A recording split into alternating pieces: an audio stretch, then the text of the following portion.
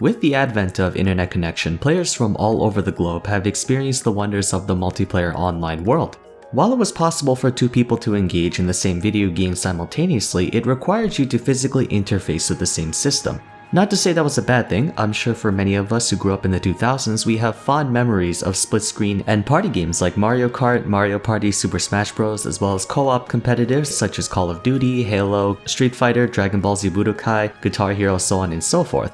But suffice to say, we're now in an era where anyone can play with and or against other players regardless of location, making multiplayer games not only more convenient but accessible. Thanks to this, competitive games have sprung up left and right, leading to massive player bases, ultimately giving birth to competitive esports, where top players face off for literally millions of dollars in prize money. Due to the massive profitability and popularity of the genre, video game studios have spared no expense in trying to make the next big title. And that sort of started a PC game arms race where it was League of Legends, Counter-Strike Global Offensive, then Overwatch, then PlayerUnknown Battlegrounds, then Fortnite, then Apex Legends, then Valorant, so on and so forth.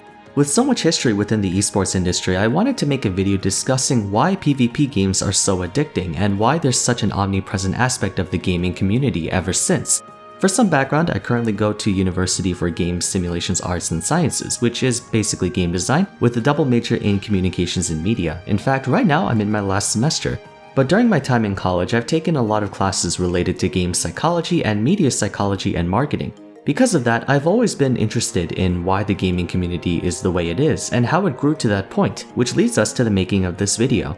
As you know, competitive multiplayer games are among the most popular subgenres in the industry, occupying at least half of the top 10 games at any given time.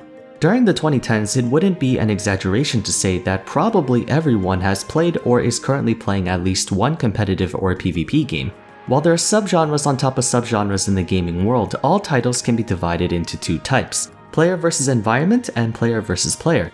In PvE games, the player's adversity consists of entities and challenges generated within the game. For example, in the main series Pokemon games, your adversaries are gym leaders, the evil organization of each version, your rivals, and eventually the Pokemon League. In Minecraft, you face off against creepers, zombies, skeletons, spiders, gravel, and so on. The main appeal behind PvE games is the set difficulty imposed by the developers. Even though artificial intelligence is present in these games, they only operate within the confines of an algorithm, meaning once you figure out how to beat them the first time, you should be able to beat them every time, usually in the same way. The satisfaction of PvE games stems from a know once, know forever learning curve, and it solidifies a player's status of having beaten the game. At first, it may seem like a negative thing to have fixed difficulty, as there's no longer a challenge to the game once you figure out how to complete it. And while that isn't entirely false, it's also not always true either. When difficulty remains static, it opens up the door for players to create their own difficulty. Referencing Pokemon again, a whole slew of challenge runs have been created by the community, such as Nuzlocke, where you can only catch the first Pokemon on each route, and if they faint in battle, you can never use them again. There's also some other gimmicky challenges, completing an entire Pokemon game without using Pokemon Centers or beating the Elite Four with only Magikarp, just to name a few. Players can tinker with their imaginations to build on top of already existing difficulty because that difficulty is stable. You're now able to impose restrictions or rule sets on yourself to stress test your experience and knowledge on the game as far as it can go. That being said, even though players have the liberty to undertake a game in any challenging way possible, eventually the enjoyment of that game diminishes since you're still referencing the same material. No matter how many different combinations of toppings and crust you use to make a pizza, you're still making pizza. It becomes stale, no pun intended, if you eat it every day, I don't care who you are. In PvP games, the player's adversity consists of, well, other players. Instead of facing off against pre-generated enemies and challenges, you now have to contend with people, which means it's your knowledge, tactics, and wit against theirs. And unlike PvE games, where artificial intelligence for the most part is usually quite predictable, humans are not. We're adaptable creatures, capable of learning from past experiences and noticing habits and patterns. This creates a dynamic of uncertainty within PvP games, as one day you could beat someone, but the next day they might beat you, forcing you to continuously improve and outwit your opponent while they try to do the same thing against you. No matter the type or genre of a PvP game, they all have the same fundamental experience. For example, in a game of rock, paper, scissors, let's say you throw rock and they throw paper, so you lose. Next round you think, okay, they threw paper, so you throw scissors. But your opponent might anticipate that and go with rock, but you might know that they know that you'll use scissors and counter with rock, so you counter with paper. But then they might know that you know that they know, so they'll use scissors instead. but then you might know that they know that you know that they know, and it just goes on and on and on. This interaction is present not only in first-person shooters or fighting games or MOBAs, but even as far as tabletop games like chess. Just like how PvE games are loved and appreciated for having a fixed difficulty, PvP games are sought after for having an unfixed difficulty, essentially making it impossible for you to ever beat the game, since the enemies in the game, the other players, can come back and win the next time. Why this is so addicting is because it addresses the #1 paradox all game designers learn on day one. There are two goals players have when picking up a game: to win and to have fun. But the problem is, conceptually speaking, it's impossible to meet both goals at the same time, because on one hand, winning entails finishing the game, but that means the game is over so you can't have fun anymore. So players don't want to beat a game too quickly because it means the fun will end. That's often why we impose challenges on ourselves to artificially increase the difficulty of a game. Not because we don't want to win, but because we want to have fun for as long as possible, since after all, life is about the journey, not the destination. On the other hand, playing a game forever entails never finishing it, thus resulting in you never winning or beating the game. So players want to get as good as possible so they can beat the game as quickly as possible. Obviously, PvE games have an end state, even for MMORPGs or single-player games with seemingly infinite play, such as World of Warcraft or Minecraft. The one weakness of self-imposed challenges is that there's no obligation to complete them.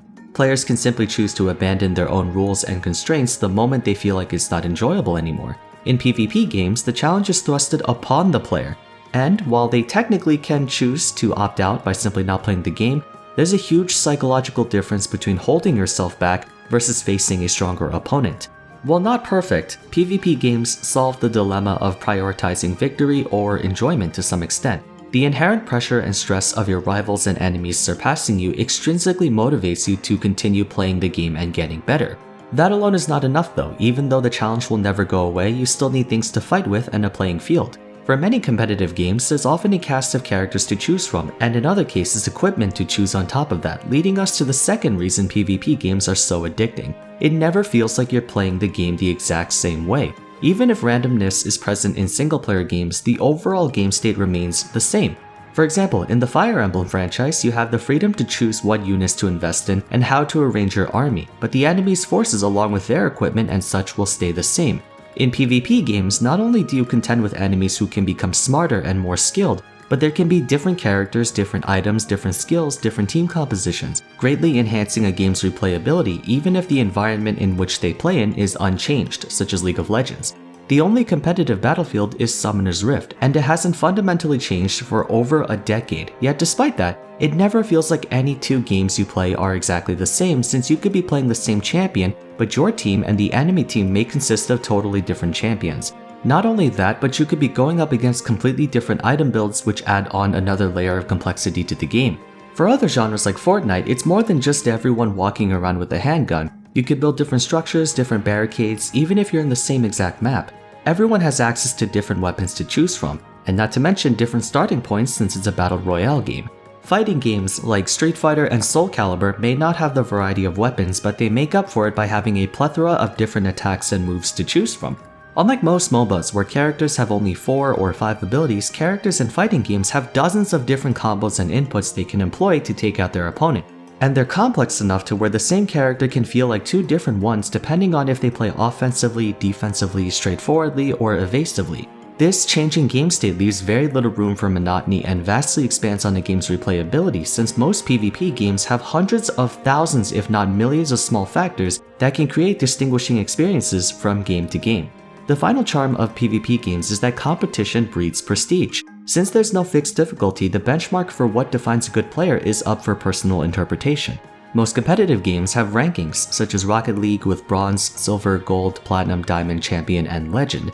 If we take a look at this chart, we can assume the average player would be sitting somewhere in the Platinum to Diamond range, since those two ranks are in the middle. But that isn't always the case. One player might consider anyone below Diamond to be terrible at the game, while another might consider Platinum to be an accomplishment. Naturally, that means the only objective way to tell if someone is really good at the game is if they're at the very top. Even though high-ranking players in PvE games like MMORPGs are held in high esteem, nothing compares to the level of prestige you gain by being the best in competitive games, because it makes a statement that you are so much better than literally everyone else in the world. All players subconsciously know that it takes a lot more than just grinding to be good at a PvP game. You have to be faster than your opponent, smarter than your opponent, think further than your opponent, know more than your opponent. In most single-player games, the best players are usually whoever spends the most time playing the game. Of course, there is the practice of speedrunning, but that's mostly a self-imposed challenge and not actually the way the game is intended to be played. This may sound strange or even silly to those who don't know much about the competitive gaming community, but your rank is basically a status symbol, and that means a lot to players, just like how in real life having a doctorate or a PhD lends more credence to someone's knowledge and repertoire than someone with just a high school diploma. There's a degree of respect and admiration given to those who are high up in the rankings, which further motivates players to play as much as possible to get as high as they can. That being said, all this means absolutely nothing in the real world. It's not like being Diamond in League of Legends gets you free food at a restaurant. Actually, there was a sushi place in China that ran a promotion giving discounts to patrons based on what rank they were, and challengers got free meals. But in all seriousness, some people have been able to make actual careers out of their status in video games, and though that only happens to 1 in a million players, bragging rights is a very persuasive motivator, and in competitive games there's no shortage of people looking to boost their egos. To put it all together, PvP games are addicting for 3 reasons. The game never stops being challenging because players are always trying to one-up each other, allowing you to experience victory without necessarily trivializing the game's difficulty on subsequent playthroughs. There's a seemingly endless number of unique situations and scenarios you'll run into which prevents the game from getting repetitive and boring, meaning you always have more to learn as you continue to play. And lastly, because clout feels good. I remember back in high school, everyone and their mothers was talking about League of Legends, and if you were diamond rank, back when that actually was hard to get, you suddenly became Mr. Popular and everyone wanted you to duo with them. That's not to say these elements don't exist in PvE games, but they're way more prevalent in competitive genres, and as you all know, living things function on competition, whether it be competition for food, competition for money, competition for romance, or competition for ego, and that's why PvP games have taken over the cultural landscape of the gaming community. So that wraps up my thoughts on PvP games. I wanted to make something a little more positive since my last gaming video was kinda heavy and critical, so I thought it would be okay to make room for lighthearted ones too. If you enjoyed, a rating would be much appreciated, and if you'd like to see more content like this, consider subbing to the channel, and while you're waiting, check out my other discussion videos. Aside from that, down in the description below, I have links to my social medias, Discord server, and such if you want to follow me on other platforms, but for now, that's it for today. Thank you so much for watching, and I'll see you again soon for the next episode. Take care.